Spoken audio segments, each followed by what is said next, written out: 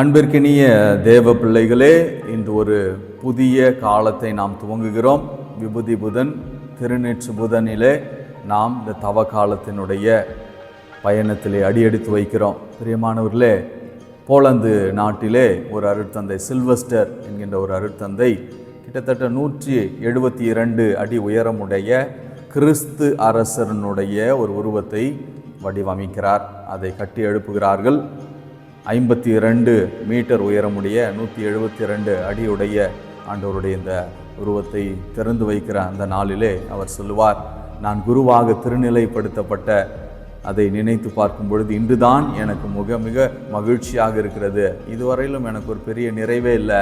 ஆண்டவருடைய இந்த கிறிஸ்து அரசனுடைய உருவத்தை உலகிலேயே மிகப்பெரிய உருவமாக நான் செய்திருப்பதை நினைக்கும் பொழுது எனக்கு மகிழ்ச்சியாக இருக்கிறது என்று பெருமையாக சொன்னாராம். பிரியமான தேவ பிள்ளைகளே, 78 வயதிலே ஒரு அருட்தந்தை மறைபணிக்காக தன்னையே அர்ப்பணித்தவர் தற்பெருமைக்கு ஆளாகிறார். இன்றைய முதல் வாசகம் சொல்கிறது, யோவேல் புத்தகம், உங்களுடைய ஆடையை நீங்கள் கிழித்து கொள்ள வேண்டாம், மாறாக உங்கள் உள்ளத்தை கிழித்து கொள்ளுங்கள் என்று அறைகோல் விடுக்கிறது முதல் வாசகம். பிரியமானவர்களே, அருட்தந்தையர்களாக இருந்தாலும் பொதுநிலையினராக இருந்தாலும் நாம் நம்முடைய பெரிய சாதனைகளை நினைத்து பெருமை பாராட்டுகிற உள்ளமுடையவர்களாக இருந்தால், நான் பெரியவன், நான் பெரிய பலசாலி, இந்த சமூகத்திலே எனக்கென்று பெயர் இருக்கிறது என்றெல்லாம் தற்பெருமை தம்பட்டம் அடித்துக் கொள்ளுகிற உள்ளம் படைத்தவர்களாக இருந்தால் ஆண்டவர் நம்மை பார்த்து சொல்லுவார், உயர்ந்த மனப்பான்மை உடைய நீ உன்னுடைய உள்ளத்தை உடைத்து கிழித்து கொண்டு என்னிடத்திலே மனம் திரும்பி என்னிடம் வா, நான் உன்னை மன்னிக்க தயாராக இருக்கிறேன் என்று சொல்லுவார். பிரியமானவர்களே, நினிவே நகர மக்கள் அரசன் தொடங்கி கால்நடை வரையிலும் சாம்பலில் அமர்ந்து சாக்கு உடை உடுத்தி தங்களுடைய மனத்தை மாற்றிக்கொண்டார்கள். மன துயரத்தை வெளிப்படுத்தினார்கள், மன மாற்றத்தை வெளிப்படுத்தினார்கள்.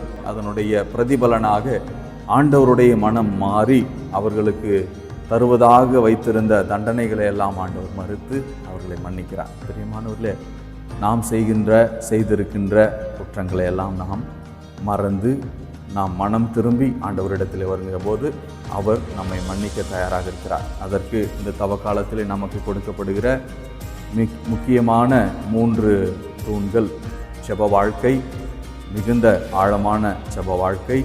2வது, நம்முடைய வாழ்க்கையில் நம்மால் முடிந்த தியாகங்கள் செய்கின்ற வாழ்க்கை. நல்ல சுத்தபோசனமும் உபவாசங்களும் மேற்கொண்டு நம்முடைய இந்த உள்ளத்தினுடைய மாற்றத்தினுடைய வெளி அடையாளமாக அதை காண்பிக்கவும். 3வதாக, இயலாதவர்களுக்கு நம்முடைய தர்மங்களை, தான தர்மங்களை செய்து அவர்களுக்கு உதவி செய்ய வேண்டும் என்பதையும் இந்த தவக்காலம் உணர்த்துகிறது. பிரியமானவர்களை, தம்பட்டம் அடிக்க வேணாம் என்று ஆண்டவர் சொல்லுகிறார்.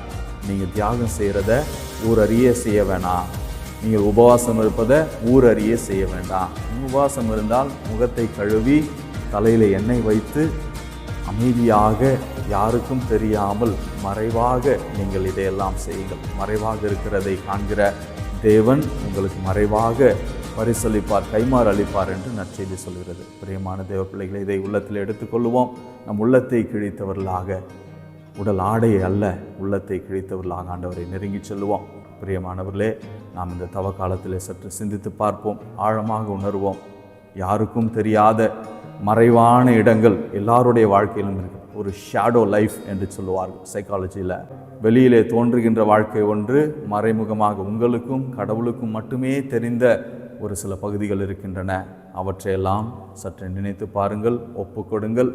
ஆண்டவர் உங்களுக்கு துணை நிற்கிறார். இந்த 48 நாட்களை நல்லபடியாக பயணித்து நீங்கள் மேற்கொள்கிற எல்லா தவ முயற்சிகளிலும் ஆண்டவர் உங்களோடு இருந்து ஆசீர்வதிக்க வேண்டுமா உங்களுக்காக செபிக்கிறோம்.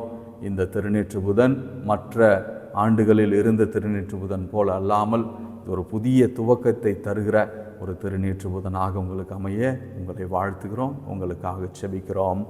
ஆமேன்.